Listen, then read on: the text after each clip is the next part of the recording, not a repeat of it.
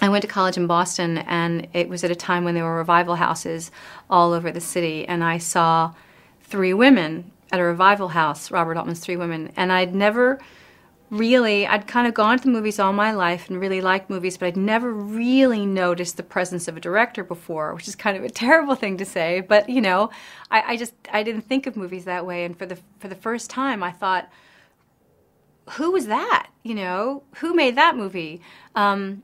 And I thought, that's what I want to do. For some reason, an awful lot of actors come from kind of these peripatetic backgrounds. You know, army kids and missionary kids and kids of salesmen and IBM, that kind of thing. You'll always find that they've had these kind of itinerant childhoods. And the only thing I can think of is that it just teaches you that behavior is not concrete. I think a lot of people think that how you behave is a given, or that behavior is character. You know, so they think like, well, I act this way, therefore I am this way. And one of the things that you learn moving around a lot is that, you know, behavior is mutable.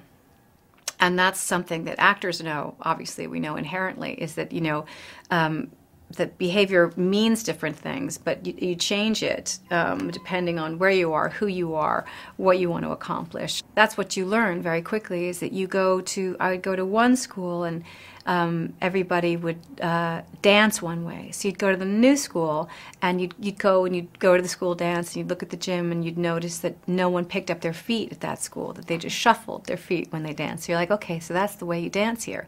So once again, you learn there's no one way to do anything. It just depends on where you are. It depends on what the rules of that community are. I was an excellent waitress. I'm very impatient with people who tell me that they're not, you know, when people say that they're not good at waiting tables, I'm like, well, you're just not paying attention.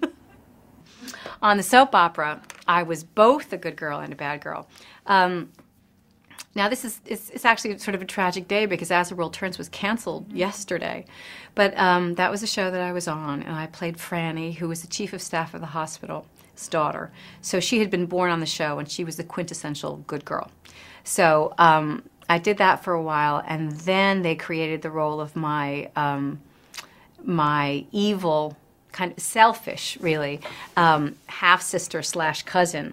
We had the same father, but our mothers were sisters, so it was a kind of a convoluted relationship.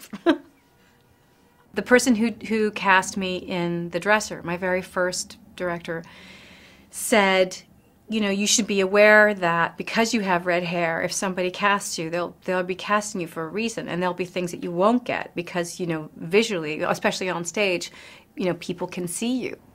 But people have rarely suggested that I dye it. I've been wigged and things plenty of times, but the funny thing about it is that even when I have a different hair color, when I have dyed it upon occasion or I've worn wigs, people tend to still remember me as having red hair, even when I didn't in the film.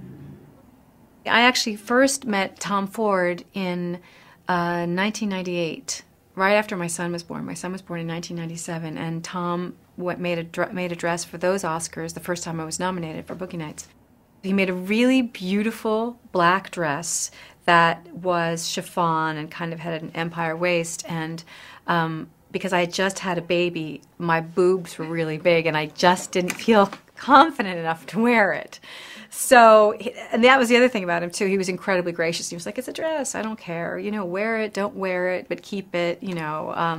I think I still have it actually somewhere. For a single man, I wasn't thinking about anybody in particular. I wasn't thinking about Anne Margaret, even though people have mentioned her to me. I was thinking about a particular kind of woman. She's someone who is very wealthy and very educated, and kind of a party girl. I had an English woman say to me the other day, you don't know whether they're posh or hammered all the time. So that should be, that's kind of where I started. I'd love to do a musical. You know, it's one of the pathetic and secret parts of my personality that I love musical theater. We love all the High School Musicals too. Hairspray, I have to say, Hairspray is genius. What you're trying to do as an actor is portray the human condition, and sometimes we don't wear clothes. You know, people always ask that thing about families and children and nudity, and I always say, well, my children don't watch my movie. You know, people will ask me, what movies of yours do your children like? And I'm like, none of them, because they don't watch my movies. Because number one, they're not interested in, and number two, they're not movies for children, so they wouldn't be seeing them. I make these jokes about how my métier is tragedy. But it's not for, I don't know, not for lack of trying to do comedy. I think people think of me as a bore. A tragic bore.